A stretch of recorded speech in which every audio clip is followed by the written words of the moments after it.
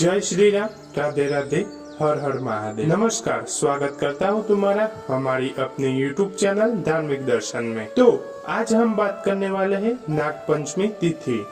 नाग पंचमी कब है? हिंदू पंचांग के अनुसार नाग पंचमी का त्योहार श्रावण मास के शुक्ल पक्ष की पंचम तिथि को मनाया जाता है। कैलेंडर के हिसाब से इस साल 9 अगस्त 2024 को नाग पंचमी की तिथि है। नाग पंचमी तिथि की शुरुआत 9 अगस्त के मध्य रात्रि 12 बजे से 10 अगस्त प्रातः 3 बजे पर समाप्त होगी। तो अब हम बात करने वाले हैं नाग पंचमी कथा के बारे में। तो आप हमारे YouTube चैनल पर नए हैं तो हमारे YouTube चैनल को लाइक, सब्सक्राइब और कमेंट में हर हर महादेव लिखना ना भूले। तो वीडियो शुरू करते हैं। तो नाग पंचमी हिंदुओं का एक प्रमुख त्योहार है। हिंदू पंचांग के अनुसार सावन माह की शुक्ल पक्ष के पंचमी को नाग पंचमी के रूप में मनाया जाता है। इस दिन नाग देवता का या सर्प की पूजा की जाती है और उन्हें दूध से स्नान कराया जाता है। इस दिन अष्टनागों की पूजा की जाती है। उनमें वासुकी, तक्षक, कालिया, मणिभद्रक, ऐरावत, धृतराष्ट्र, कारकोटक और धनंजय नामक अष्टनाग होते हैं। लोग नाग पंचमी के दिन भगवान शिव की पूजा करने के अलावा रुद्राभिषेक, महामृत्युंजय का कालसर्प पूजन भी करते हैं। नाग पंचमी पर नाग देवता की पूजा करने से घर में धन का आगमन होता है। शास्त्रों में भी कहा गया है कि नाग देवता आपके गुप्त धन की रक्षा करते हैं। इस पावन पर्व पर वाराणसी, काशी में नागपुआ नामक स्थान पर बहुत बड़ा मेला लगता है। किंवदंती है कि यहाँ नागराज तक्षक गरुड़ जी के भय से बालक रूप में काशी संस्कृति की शिक्षा लेने हेतु आए, परंतु गरुड़ जी को इसकी जानकारी हो गई और उन्होंने तक्षक पर हमला कर दिया। परंतु अपने गुरु जी के प्रभाव से गरुड़ जी ने तक्षक नाग को अभयदान कर दिया। इस समय से यहाँ नाग पंचमी के दिन से यहाँ नाग पूजा की जाती है। यह मान्यता है कि जो भी नाग पंचमी के दिन यहाँ पूजा अर्चना करता है तो नागकुआ का दर्शन करता है, उनकी जन्म कुंडली में सर्प दोष का निवारण हो जाता है। नाग पंचमी के ही दिन अनेकों गांव व कस्बों में कुश्ती का आयोजन होता है, जिसके आसपास के पहलवान भाग लेते हैं। गाय, बैल आदि पशुओं को इन दिन नदी, तालाब में ले जाकर नहलाया जाता है। तो अब हम बात करते हैं नाग पंचमी व्रत पूजन विधि के बारे में। चतुर्थी के दिन एक बार भोजन करें तथा पंचमी के दिन उपवास करके शाम को भोजन करना चाहिए। प्राप्त उठकर घर की सफाई कर नित्य कर्म से निवृत्त हो जाए। पश्चात स्नान कर साफ स्वच्छ वस्त्र धारण करे। इस व्रत के देव 8 नाग माने गए हैं। इस दिन में अनंत, वासुकी, प्रह्य, महापत्य, नक्षक, कुलीर, कर्कट और शंख नामक अष्टनागों की पूजा की जाती है। पूजन के लिए सेवी, चाल, फल आदि ताजा भोजन बनाए। कुछ भागों में नाग पंचमी से एक दिन भोजन बना कर रख कर लिया जाता है और नाग पंचमी के दिन बासी खाया जाता है। इसके बाद दीवार पर गेरू पोतर कर पूजन का स्थान बनाकर जाता है। फिर बच्चे दूध में कोयला घिसकर उससे गेरू पुती दीवार पर घस घर जैसा बनाते हैं और उसमें अनेक नाग देवताओं की आकृति बनाते हैं। कुछ जगहों पर सोने, चांदी, कांड व मिट्टी की कलम तथा हल्दी व चंदन की स्थायी अथवा गोबर से घर के मुख्य दरवाजे के दोनों बंगलों में 5 फल वाले नागदेव अंकित पर पूजते हैं। सर्वप्रथम नागों की बांबी में एक कटोरी दूध चढ़ा आते हैं और फिर दीवार पर बढ़ाए गए नाग देवता की दधि, दुआ, कुशा, गंध, अक्षत, पुष्प, जल कच्चा दूध, रोली और चावल आदि से पूजन कर सेवी मिष्ठान से उनका भोग लगाते हैं। पश्चात कथा, मंत्र, जाप और आरती करते हैं। सुविधा की दृष्टि से किसी सप्रे को कुछ दक्षिणा देकर यह दूध सबको पिला सकते हैं। तो नाग पंचमी पर इन मंत्रों का जाप करना चाहिए। तो पहला है ओम जुष श्री नाग देवताय नमो नमः, ओम श्री बिलट देवाय नमः, ओम भुजेशाय विहे सप्राजाय धीमहि त्रमो नाग प्रचोदयात्। इस सब मंत्रों से आप नाग पंचमी के दिन जाप कर सकते हैं। तो नाग पंचमी की मान्यता क्या है? पौराणिक कथा के अनुसार अर्जुन के पुत्र और राजा परीक्षित के पुत्र जन्मेजय ने सर्पों से बदला लेने और नागवंश के विनाश के लिए एक यज्ञ रखा था, क्योंकि राजा परीक्षित की मृत्यु नक्षत्र नामक के सर्प के काटने से हुई थी। इस यज्ञ को ऋषि जटायु के पुत्र आस्तिक मुनि ने रोका था। उन्होंने सावन की पंचमी के दिन सांपों को जलने से बचाया था। उन्होंने जल हुए नागों के शरीर पर दूध की दाट डालकर शीतलता प्रदान की थी।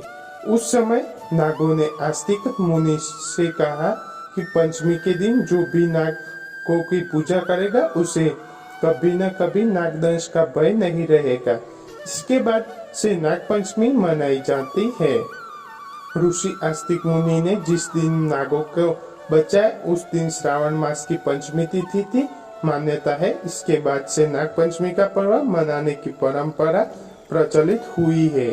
नाग पंचमी की कथा। प्राचीन काल में एक सेठ जी के 7 पुत्र थे। सातों के विवाह हो चुके थे। सबसे छोटा पुत्र की पत्नी श्रेष्ठ चरित्र की, विद्युत और सुशील थी, परंतु उसके भाई नहीं था। एक दिन बड़ी बहू ने घर लिपने को पीली मिट्टी लाने के लिए सभी बहू को साथ चलने को कहा, तो सभी डलिया और खुरपी लेकर मिट्टी खोदने लगी। तभी वहाँ एक सर्प निकला जिसे बड़ी बहू खुरपी से मारने लगी। यह देखकर छोटी बहू ने उसे रोकते हुए कहा, मत मारो इसे, यह बेचारा निरपराध है। यह सुनकर बड़ी बहू ने उसे नहीं मारना। तब सर्प एक और जा बैठा।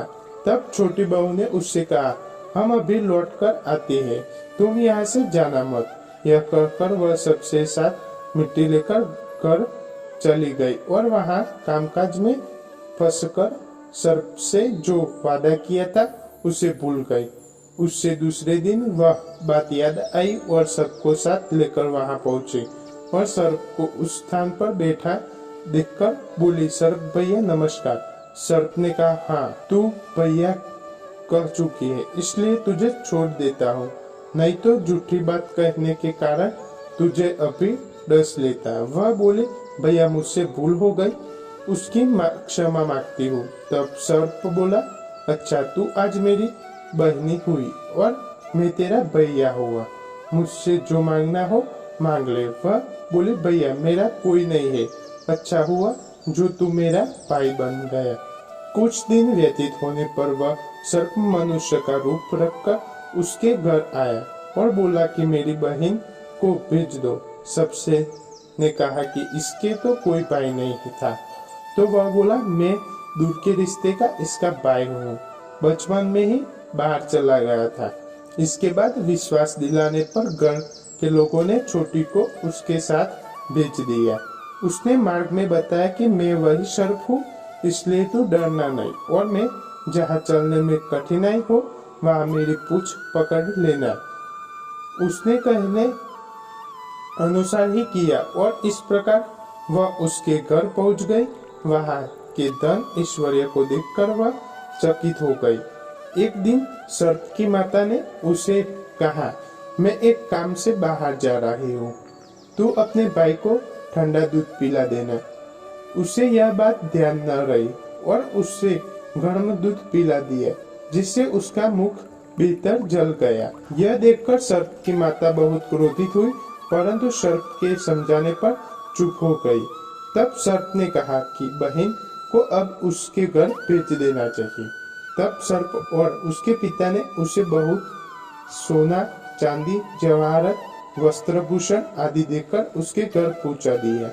इतना ढेर सारा धन देखकर बड़ी बहू ने ईर्ष्या से कहा, भाई तो बड़ा धनवान है, तुझे तो उससे और भी धन लाना चाहिए। सर्प ने यह वचन सुना तो सब वस्तुएं सोने की लाकर दे दी। यह देखकर बड़ी बहू ने कहा, इन्हें झाड़ने की झाड़ू भी सोने की होनी चाहिए। तब सर्प ने झाड़ू भी सोने की लाकर रख दी। सर्प ने छोटी बहू को हीरा मणियों का एक अद्भुत हार दिया था। उसकी प्रसन्नता उसी देश की रानी ने भी सुनी और वह राजा से बोली कि सेठ की छोटी बहू का हार यहाँ आना चाहिए। राजा ने मंत्री को हुक्म दिया कि उससे वह हार लेकर शीघ्र उपस्थित हो। मंत्री ने सेठ जी के जाकर कहा कि महारानी जी छोटी बहू का हार पहनेंगी, वह उसे लेकर मुझे दे दो। सेठ जी ने डर के कारण छोटी बहू से हार मंगवा कर दे दिया। छोटी बहू को यह बात बहुत ही बुरी लगी। उसने अपने सर्प भाई को याद किया और आने पर प्रार्थना की, भैया रानी ने हार छीन लिया है, तुम कुछ ऐसा करो कि जब वह हार उसके गले में रहे तब तक के लिए सर्प बन जाए और जब वह मुझे लौटा दे तब हीरो और मणियों का हो जाए। सर्प ने ठीक वैसा ही किया। जैसे ही रानी ने हार पहना वैसे ही वह सर्प बन गया। यह देखकर रानी चीख पड़ी और रोने लगी। यह देखकर राजा ने सेठ के पास खबर भेजी कि छोटी बहू तुरंत भेजो। सेठ जी डर गए कि राजा न जाने क्या करेगा। वे स्वयं छोटी बहू को साथ लेकर उपस्थित हुए। राजा ने छोटी बहू से पूछा, तूने क्या जादू किया है? मैं तुझे दंड दूंगा। छोटी बहू ने बोली, राजन दुष्टता क्षमा कीजिए, यह हार ही ऐसा है कि मेरे गले में हीरो और मणियों का रहता है और दूसरे के गले में सर्प बन जाता है। यह सुनकर राजा ने वह सर्प बना हार उसे देखकर कहा, अभी पहनकर दिखाओ। छोटी बहू ने जैसा ही उसे पहना वैसे ही हीरो मणियों का हो गया। यह देखकर राजा को उसकी बात का विश्वास हो गया और उसने प्रसन्न होकर उसे बहुत सी मुद्राएं भी पुरस्कार में दे दी। छोटी बहू ने अपने हार और इन मुद्राएं सहित घर लौट आई। उसके धन को देखकर बड़ी बहू ने ईर्ष्या के कारण उसके पति को सिखाया कि छोटी बहू के पास कहीं से धन आया है। यह सुनकर उसके पति ने अपनी पत्नी को बुलाकर कहा कि ठीक बात की, यह धन तुमसे कौन देता है? तब वह सर्प को याद करने लगी। तब उसी समय सर्प ने प्रकट होकर कहा, यदि मेरी धर्म बहनी के आचरण पर संदेह प्रकट करेगा तो मैं उसे खा लूंगा। यह सुनकर छोटी बहू का पति बहुत प्रसन्न हुआ और उससे सर्प देवता का बड़ा सत्कार किया। उसी दिन से नाग पंचमी का त्योहार मनाया जाता है। तो यह पूरी थी नाग पंचमी की कथा। तो हमारा वीडियो अच्छा लगा हो तो लाइक, सब्सक्राइब और कमेंट में हर हर महादेव लिखना ना भूले और आपकी सभी मनोकामना नाग पंचमी के दिन अवश्य पूर्ण होगी। हमारे चैनल को सब्सक्राइब कर लेना। जय श्री राम, राधे राधे।